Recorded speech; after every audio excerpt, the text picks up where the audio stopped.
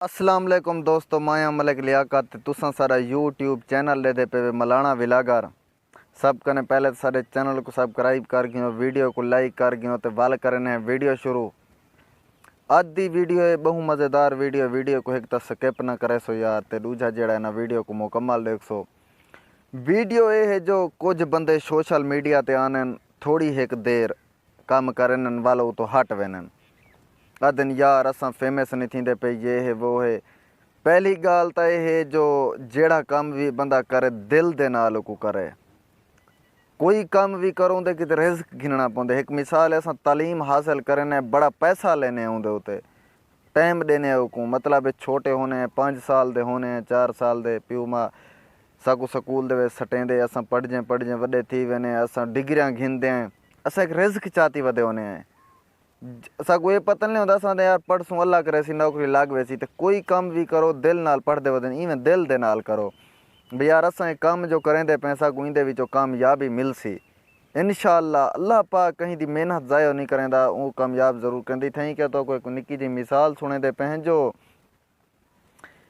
एक शहर दे विच एक इलाके दे विच बादलें जेड़ा है ना हड़ताल कर दी थी। उन्हें क्या असां 10 साल इत्थां बारिश कैनी वसावनी ते इत्थां दा बारिश कैना वसे 10 साल। उतो दे जेड़े किसान हन वो बहु परेशान थी गए छोदे गरीब किसान हन भैया 10 साल इतना बारिश ना सी ते साड़ी तो राह न थी सी, असां तो भुख मार गयो से बहु परेशान हन। कोई उतो कर इलाका छोड़ के बई वस्ती बई इलाके दे विच पहुँच गए जो यार इतना बारिश कहना सी। लेकिन एक किसान आई उथई कर उकू अल्लाह दे उते बहु उम्मीद आई, ऊँ आखे यार मैं इथई कर रहा सा, अल्लाह पाक जेरे बंदे दे नसीब दे विच लिखे वो दे सी जरूर दे सी। वो उथई कर रह गया हल पंजाली चाह के अपनी वो हल वहावण पै गया, अपनी ज़मीन दे विच हल वहावण खड़ गया। हल वहायो दे सी वो मतलब अपनी 2-4 री मारो हल वहेंदा रह गया। तो बादल उंदे उते खिलन उंदे उते ते ओ देख के एक बार बादल उंदे नाल बोल पे भई यार असां तो 10 साल हड़ताल की है,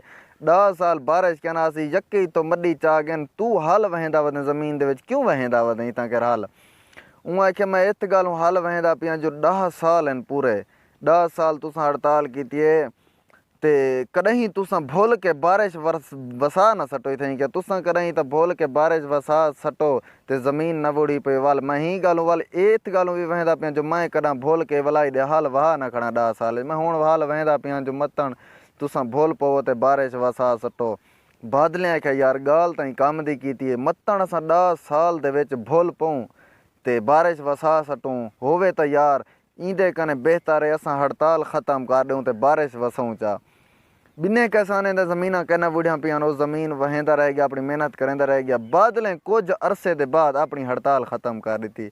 उन्हें हड़ताल ख़त्म करने दे बाद जो बारिश वसई उनकी ज़मीन तो बुढ़ी पई आई, उनकी तैयार थी पई। ऊँ जरा ने उतां कर फसल साड़ी थी, उनकी फसल तैयार थी ऊँ फसल चा गई थी। बे जेरे हन मेहनत कहना की खड़न वो उएँ दे उएँ रह गए, जिन्हें दा मतलब अल्लाह ते यकीन कहना है वो बिन्ने इलाके दे विच रह गए। जे पहली गाल है जो अल्लाह पाक दी ज़ात ते यकीन रख के कोई काम भी करो तो यकीन अल्लाह दी ज़ात ते हो जो अल्लाह पाक तो को कामयाबी देसी। ते दूजी गाल है तो को अपने उते एतमाद होना चाहिए जो असां कहीं कने घट कह नहीं से असां एक काम कर सकते हैं, असां ही पोस्ट ताईं आ सकते हैं। ते तीजी गाल है जो मेहनत जरा बंदा करें अल्लाह पाक को मेहनत दा फल जरूर देंदे। मेहनत दा फल लेट नाल मिलदे होंदा लेकिन मिठा मिलदा ज़रूर है, कहीं दी मेहनत ज़ाया नहीं वेंदी।